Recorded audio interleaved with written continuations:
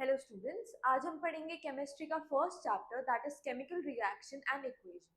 Chemical reaction हम पढ़ेंगे क्या क्या होते हैं, कैसे होते हैं, कितने टाइप्स के होते हैं और हम इन रिएक्शंस को कैसे क्लासिफाई कर सकते हैं।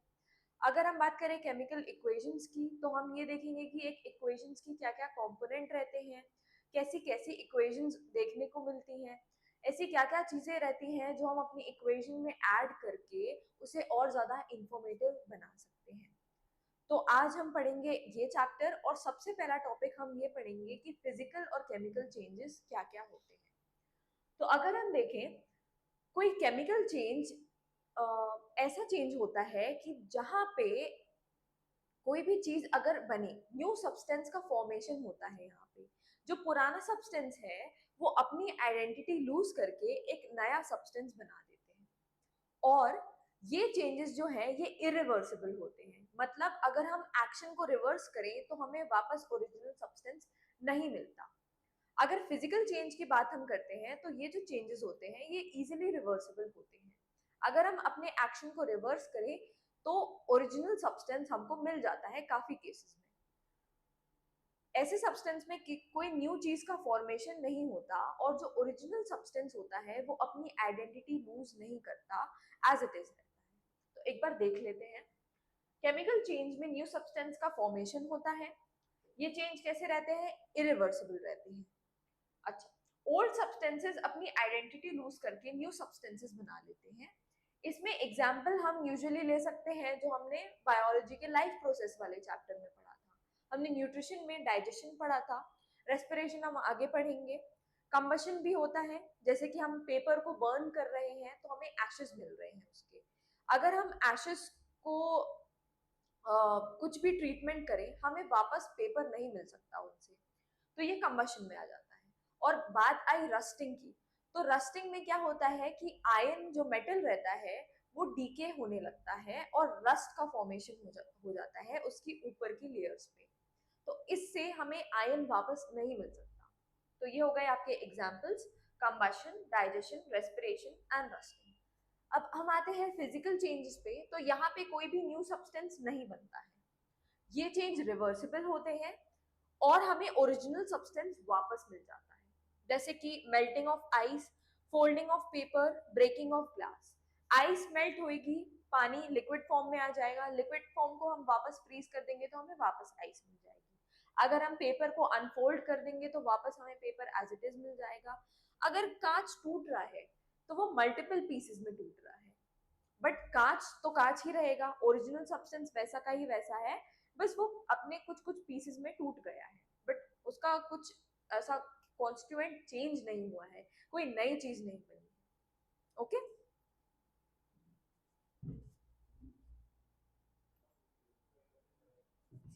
केमिकल रिएक्शन में होता क्या है कि कुछ सब्सटेंसेस आपस में रिएक्ट करते हैं, जो बॉन्ड्स रहती हैं वो टूटती हैं और न्यू बॉन्ड्स बनती हैं। इससे क्या होता है? फॉर्मेशन होता है प्रोडक्ट्स का। ये हमारे न्यू सब्सटेंसेस हैं।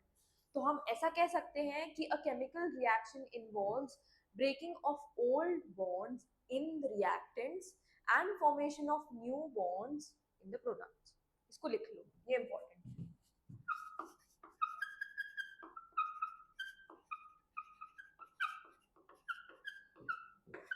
केमिकल रिएक्शन क्या करता है, क्या होता है केमिकल रिएक्शन में? It involves the breaking of old bonds.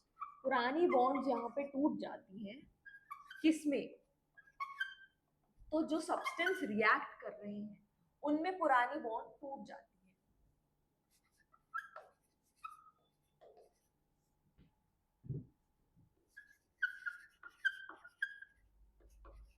ये ओल्ड बॉन्ड टूटने के बाद क्या होता है?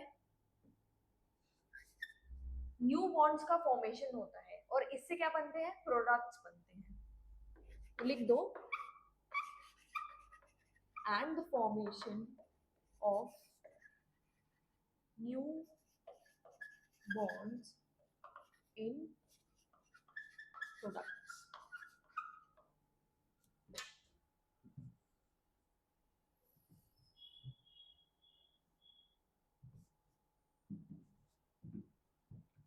इसके बाद हम चलते हैं कि एक केमिकल रिएक्शन की क्या क्या कैरेक्टरिस्टिक होती हैं इस टॉपिक पे। मतलब एक केमिकल रिएक्शन में क्या क्या खास बातें हो सकती हैं, हम वो सब डिटेल में पढ़ेंगे। तो आप नेक्स्ट हेडिंग डाल दो।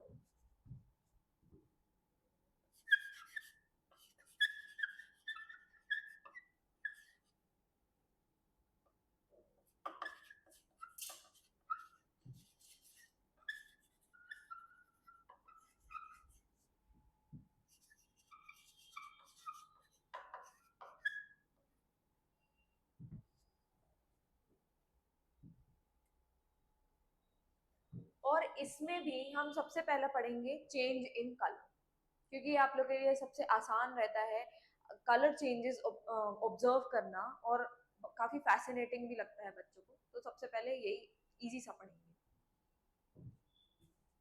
तो लिख दो, सबसे पहला है आपका चेंज इन कलर।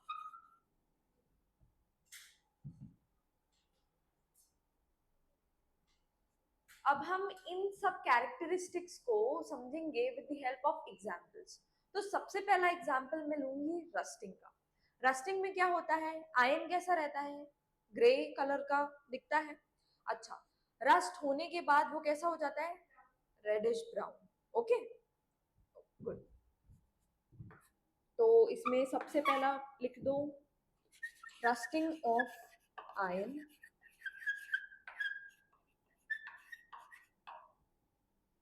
ये कैसा रहता है हमारा मेटल, ये रहता है ग्रे कलर का। But after this change, after rusting के बाद क्या होता है कि इसके ऊपर एक सरफेस आ जाती है रेडिश ब्राउन कलर की। बट एक्चुअली होता क्या है कि जो सरफेस वाला आयन रहता है वो रिएक्ट करता है एटमॉस्फेयर में प्रेजेंट ऑक्सीजन और मॉइस्चर से, और फिर वो डीके होने लगता है, खराब होने लगता है, कोरोड होने लगता है। तो वो अपने ऊपर ये रेडिश ब्राउन सब्सटेंस बना लेता है, एंड इसको हम क्या कहते हैं, रस्ट कहते हैं। इसका कलर कैसा होता है, रेडिश ब्राउन।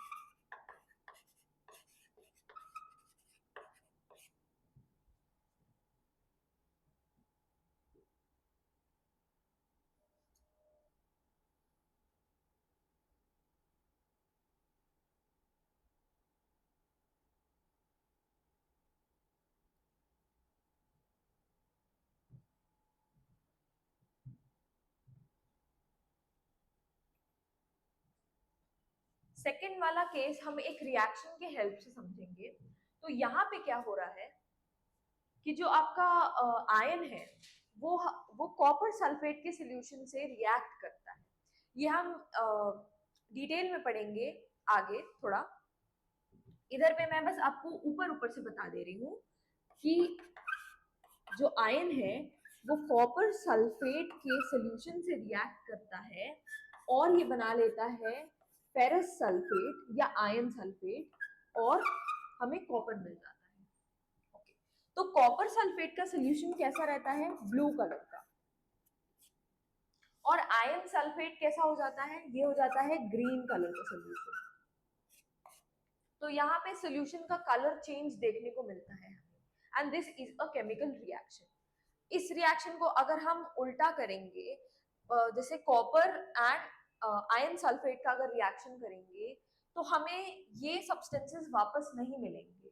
तो इसलिए ये एक इरिवर्सिबल चेंज है, and hence it is a chemical reaction. इसके बाद हम देखते हैं कि कैसे आगे कैरेक्टरिस्टिक्स पढ़ते हैं हम, जैसे कि चेंज इन स्टेट की।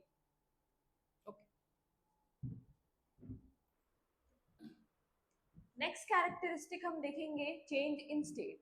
आपने देखा होगा कि जब पेट्रोल का कंबशन होता है किसी व्हीकल में, तो वो पहले कैसा रहता है, लिक्विड स्टेट में रहता है, बट फिर बाद में वो कैसा गैसियस स्टेट में चला जाता है।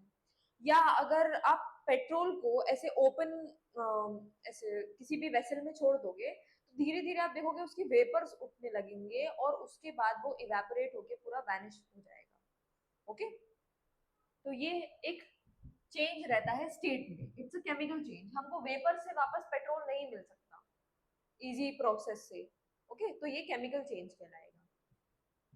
तो यहाँ पे लिख दो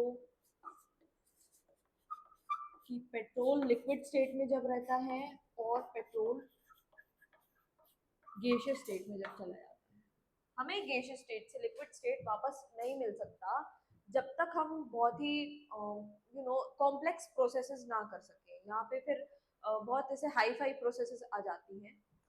अगर किसी एक्शन को रिवर्स कर पाए हम इजीली तो फिर वो फिजिकल चेंज हो जाता है, बट अगर हम ऐसा नहीं कर पा रहे हैं तो फिर वो केमिकल चेंज की कैटेगरी में ही आएगा। अब जैसे ब्रेकिंग ऑफ ग्लास पूछा था मुझसे, है ना, तो उसमें क्या होएगा कि चलो ग्लास तो ब्रेक हो गया, ठीक है, उसको हम कुछ इजी प्रोसेसेस से वापस ओरिजिनल अपने फॉर्म में ला सकते हैं, ठीक है, बट यहाँ पे ऐसा पॉसिबल नहीं। तो ये था चेंज इन स्टेट। आगे हम देखेंगे कि फॉर्मेशन ऑफ प्रेसिपिटेट। प्रेसिपिटेट क्या होता है, तो ये जरूर समझो पहले। प्रेसिपिटेट एक सब्सटेंस होता है, कैसा रहता है, इनसॉल्युबल सब्सटेंस होता है, सॉलिड रहता है, इसका स्टेट कैसा रहता है, सॉलिड, ठीक है, इनसॉल्युबल रहता है। तो ये क्या होता है, फॉर एग्जाम्पल अगर कोई टेस्ट ट्यूब में रिएक्शन हो रहा है और अगर उधर पे किसी भी प्रेसिपिटेट का फॉर्मेशन हुआ है, तो ये जो प्रेसिपिटेट रहेगा क्योंकि ये सॉलिड है और ना ही ये डिसॉल्व हो रहा है, क्या बोला था मैंने, इनसॉल्युबल है, तो ये नीचे जाके बैठ जाएगा due to effect of gravity, है ना, तो इसे हम प्रेसिपिटेट कहेंगे, ठीक है, ओके। तो यहाँ पे हमारे पास दो केसेस हैं। सबसे पहला ये है कि lead nitrate PbNO3 whole twice, ये रिएक्ट करेगा पोटेशियम आयोडाइड से एंड ये फॉर्म कर लेगा lead iodide and potassium nitrate. अब ये जो लेड आयोडाइड है ये है हमारा precipitate and this precipitate is yellow colour.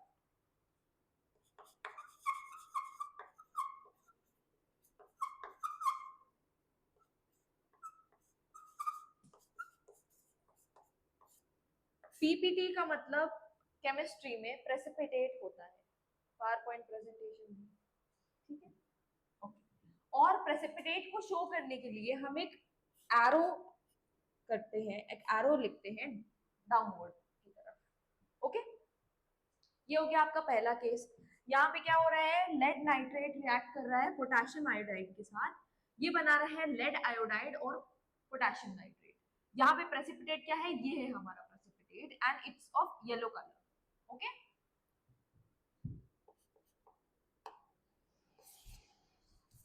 Next case पे चलते हैं हम। तो यहाँ पे हम देखते हैं जो हमारे पास कैल्शियम ऑक्साइड है, ये कार्बन डाइऑक्साइड के साथ मिलकर एक व्हाइट कलर का प्रेसिपिटेट बनाएगा और इसे हम कहते हैं कैल्शियम कार्बोनेट।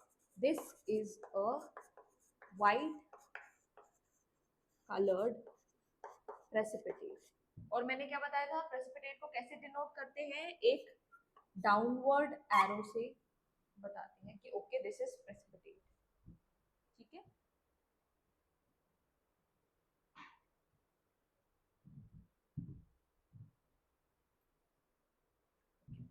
तो अब हम चलते हैं नेक्स्ट कैरेक्टरिस्टिक पे जो कि है एवोल्यूशन ऑफ गैस।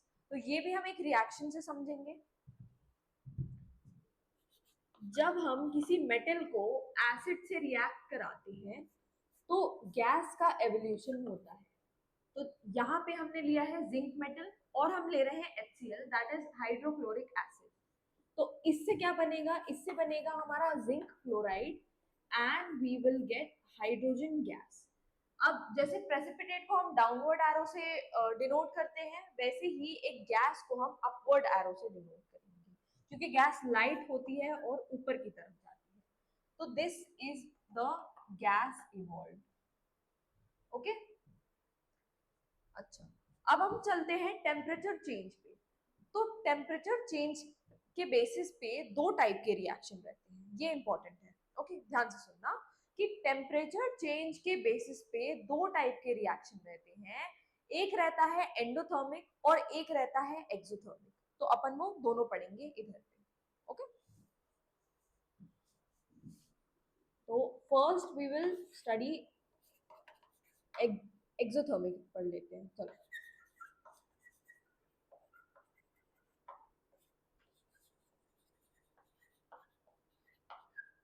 यहाँ पे एक एग्जाम्पल के लिए इक्वेशन लिख लो।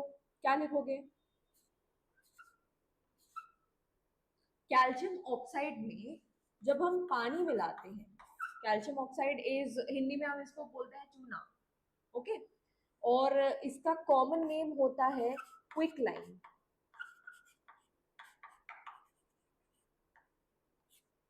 वो आप देखते होंगे जब कोई प्रोग्राम रहता है तो रोड्स पे वो व्हाइट कलर का पाउडर डालते हैं, that is quick lime.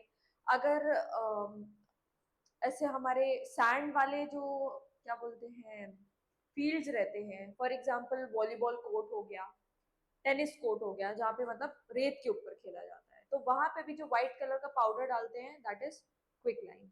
Okay, तो दिस कैल्शियम ऑक्साइड या क्विक लाइम, इसको जब हम पानी में मिलाते हैं तो this results in huge amount of heat liberation, है ना। और क्या बन जाता है? कैल्शियम हाइड्रोक्साइड बन जाता है। कैल्शियम हाइड्रोक्साइड बन जाता है और इसके साथ बहुत ज्यादा हीट निकलती है।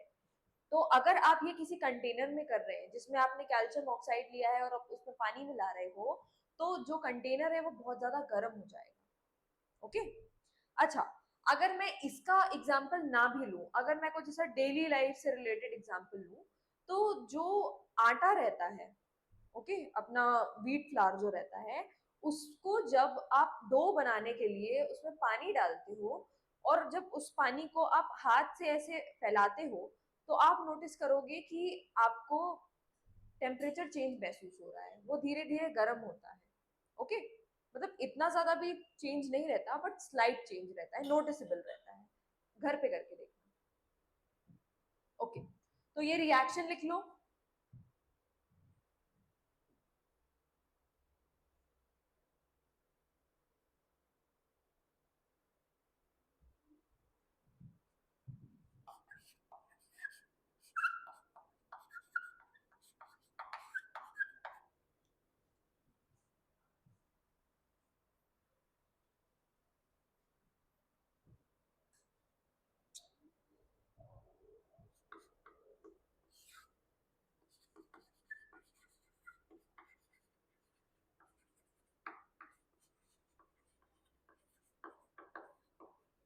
इसकी डेफिनेशन लिखोगे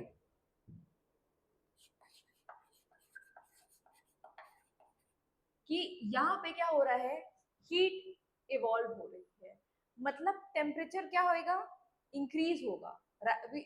आई मीन वी कैन सी या we can notice a rise in temperature. Okay, और क्या हो रहा है, हीट एवोल्यूशन हो रहा है।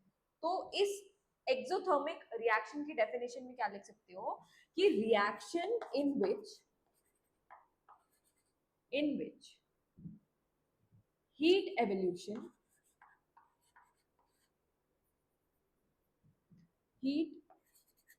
evolution is accompanied by rise in temperature। तो यहाँ पे क्या होएगा, जब हीट इवॉल्व होएगी, जब रिएक्शन होगा, हीट इवॉल्व होएगी प्रोडक्ट बनने के साथ साथ, तो क्या होएगा, हीट एवोल्यूशन के कारण जो टेम्परेचर है रिएक्शन का वो राइज करेगा। तो ये क्या होता है, ये एक्सोथर्मिक रिएक्शन होता है। एक्सो मतलब बाहर, हीट कहाँ जा रही है, बाहर जा रही है। थर्मिक मतलब हीट, हीट से रिलेटेड रिएक्शन। ओके, तो एक्सो मतलब बाहर और थर्मिक मतलब हीट कहाँ पे जा रही है, बाहर जा रही है। अगर हम एंडोथर्मिक में देखें तो क्या होता है, पहले तो एक रिएक्शन लिख लेते हैं। ये है आपका barium hydroxide, BaOH hold wise. इसका रिएक्शन अगर NH4Cl से हो, मतलब अमोनियम क्लोराइड से हो, तो यहाँ पे बनता है बेरियम क्लोराइड और अमोनियम हाइड्रोक्साइड। और यहाँ पे ये जो ट्रायंगल है ये हीट का साइन होता है। ओके, हीट हम इस ट्रायंगल से डिनोट करते हैं केमिस्ट्री में। ओके, एंडोथर्मिक रिएक्शन में क्या होएगा कि जो हीट का साइन रहेगा वो हम लेफ्ट हैंड साइड पे लिखेंगे।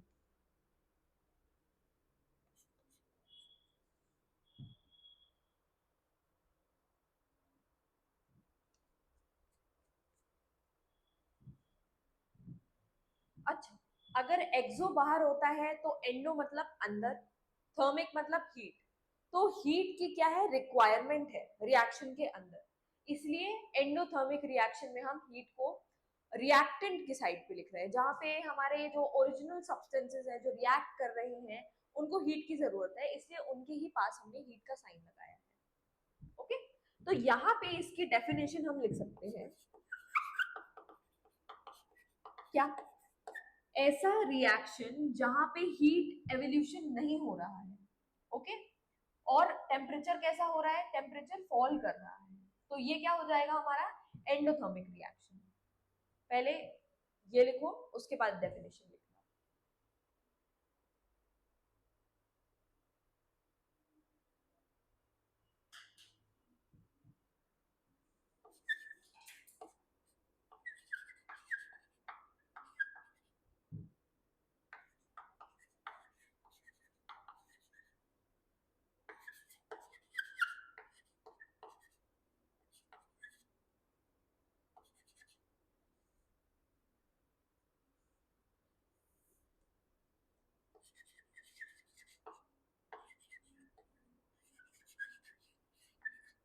ऐसा रिएक्शन जिसमें हीट क्या हो रही है, अब्सॉर्ब हो रही है।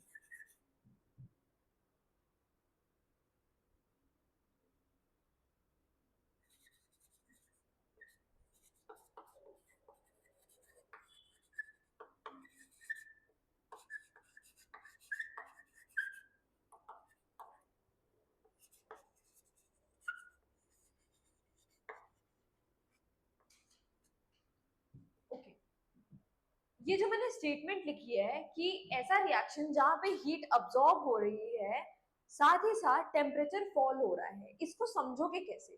तो एक रियल लाइफ एग्जांपल दे रही हूँ मैं। अभी गर्मी का टाइम है तो सबके घर में वो मिट्टी के मटके रखे होंगे, है ना, उसमें ठंडा पानी मिलता है। ठंडा पानी कैसे मिलता है, तो जो मटके रहते हैं वो काफी पोरस रहते हैं, तो क्या होता है अंदर का जो पानी रहता है वो ड्रॉप बाय ड्रॉप बाहर आता है और सरफेस पे आ जाता है मटके की। अब जो बाहर का पानी रहता है वो क्या करता है, वो इवेपोरेट करता है। ओके, तो जो बाहर का पानी इवेपोरेट जब करता है तो वो अंदर के पानी की हीट ले लेता है और इससे अंदर का जो पानी रहता है वो ठंडा हो जाता है। ओके, तो एक तरीके से बाहर के जो पानी के मॉलिक्यूल्स हैं या ड्रॉपलेट है, वाटर ड्रॉपलेट, तो वो क्या कर रहे हैं, हीट अब्सॉर्ब कर रहे हैं। अब जब हीट अब्सॉर्ब हो रही है तो क्या हो रहा है, टेम्परेचर में गिरावट आ रही है। ओके, टेम्परेचर डिक्रीज हो रहा है। तो ये मैंने एक रियल लाइफ एग्जांपल से आपको समझाया। तो ऐसा ही होता है आपके एंडोथर्मिक रिएक्शन में। ओके,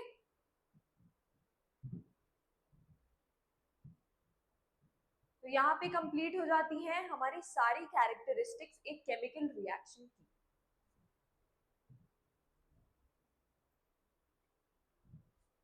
अब हम पढ़ते हैं कि एक केमिकल इक्वेशन क्या होती है।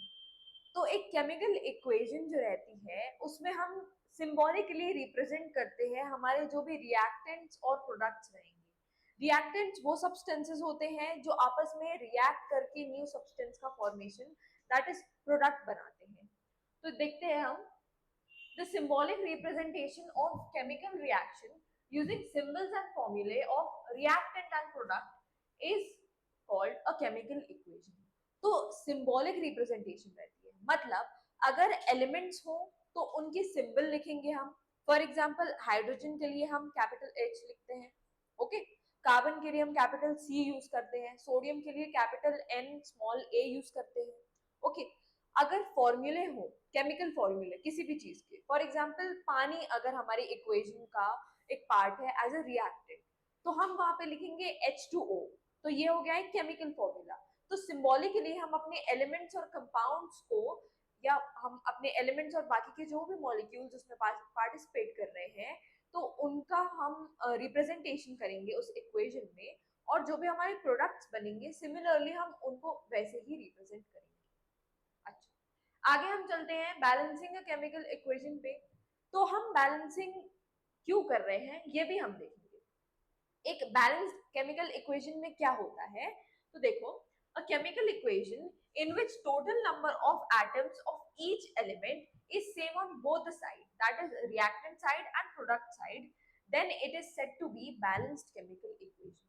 क्या मतलब हुआ इसका, तो देखो, जैसे मैथ में एक इक्वेशन रहती है, बीच में equal to, left hand side right hand side, similarly chemistry में जो केमिकल इक्वेशन रहती है उसमें जो हम रिएक्टेंट्स लेते हैं और जो प्रोडक्ट्स हमारे बनते हैं, तो for example carbon, oxygen, hydrogen हमारे रिएक्टेंट साइड में है और उनके कुछ स्पेसिफिक नंबर ऑफ एटम है। कार्बन, हाइड्रोजन, ऑक्सीजन क्या हो गए, हमारे एलिमेंट हो गए, ओके, और इनके एटम के नंबर रिएक्टेंट साइड में लिखे हुए हैं। प्रोडक्ट साइड में भी इनके उतने ही एटम्स रहेंगे जितने रिएक्टेंट साइड में रहेंगे। तो एक तरीके से अगर हमारे लेफ्ट हैंड साइड में 5x लिखा है और प्लस 4y लिखा है, तो हमारे राइट हैंड साइड में भी 5x और 4y रहेगा, ओके, ठीक। तो यहाँ पे जो भी हमारे एलिमेंट्स रहेंगे उनके एटम का नंबर प्रोडक्ट के एटम्स के नंबर के बराबर रहेगा। जो एलिमेंट हमने हमारे रिएक्टेंट साइड में लिए हैं वो हमारे प्रोडक्ट साइड में भी रहेंगे, और जो एटम रहेंगे उनके नंबर जो रहेंगे, फॉर एग्जांपल हाइड्रोजन के 4 एटम अगर लेफ्ट हैंड साइड पे है, रिएक्टेंट साइड पे है, तो 4 एटम प्रोडक्ट साइड में भी रहेंगे। ऑक्सीजन के 6 एटम हमारे रिएक्टेंट साइड में है, तो 6 एटम हमारे प्रोडक्ट साइड में भी रहेंगे। तो ये इक्वेशन कैसी कहलाएगी, एक बैलेंस्ड केमिकल इक्वेशन, ठीक है, जहाँ पे रिएक्टेंट और प्रोडक्ट साइड में सारे एलिमेंट्स के एटम्स के नंबर इक्वल हो, ठीक है। अच्छा, अब सवाल ये आता है, और ये एक इंपॉर्टेंट सवाल है, ये आता है आपके एग्जामिनेशन में कि क्या जरूरत है इक्वेशन को बैलेंस करने की, ओके। तो एक लॉ रहता है, क्या कहता है वो लॉ, ये है law of conservation of mass. ये कहता है कि mass can neither be created nor be destroyed, mass बन नहीं सकता और ना ही मास टूट सकता है, ओके। तो ऐसे में हमको इक्वेशन बैलेंस करने की क्या जरूरत पड़ेगी, तो देखो जरा, in order to satisfy the law of conservation of mass, that is mass can neither be created nor be destroyed, which means, अब यहाँ पे मतलब क्या हुआ, इस लॉ का मतलब क्या हुआ कि भाई जो रिएक्टेंट का टोटल मास रहेगा हमारे रिएक्टेंट साइड में, लेफ्ट हैंड साइड में जितने भी रिएक्टेंट हैं उनका जो टोटल मास रहेगा वो प्रोडक्ट के, जो हमारे राइट हैंड साइड पे प्रोडक्ट्स रहेंगे उनके मास के बराबर रहना चाहिए। हमने क्या कहा था कि mass can neither be created not be destroyed, तो जो हमारे रिएक्टेंट का टोटल मास रहेगा, रिएक्शन के बाद प्रोडक्ट्स का भी मास उतना ही होना चाहिए, ना एक्स्ट्रा मास ऐड होना चाहिए, ना मास गायब होना चाहिए। तो this will satisfy our law of conservation of mass, और इसीलिए हम जो है हमारी केमिकल इक्वेशन को बैलेंस करते हैं, ओके। अब नेक्स्ट क्लास में हम ये देखेंगे कि इक्वेशंस को बैलेंस कैसे किया जाता है, कुछ ट्रिक्स देखेंगे, कुछ मेथड देखेंगे, और हम बहुत सारी इक्वेशंस प्रैक्टिस करेंगे। अगर आपको ये चाहते हो कि इक्वेशन बैलेंस करने में मास्टरी आ जाए, तो की क्या है, प्रैक्टिस, प्रैक्टिस एंड प्रैक्टिस। खूब सारी इक्वेशंस प्रैक्टिस करो और उसमें बढ़िया हो जाओ, ओके।